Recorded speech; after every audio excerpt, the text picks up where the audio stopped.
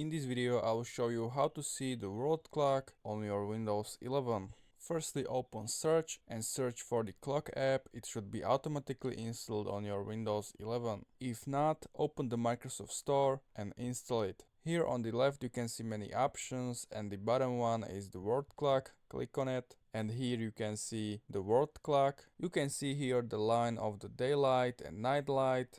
And we want to add a new city. Click here on this little plus and enter a location. For example, New York. Click on add and the new location pin will appear here. I will try to add another city, for example Tokyo, and the new location pin will appear here.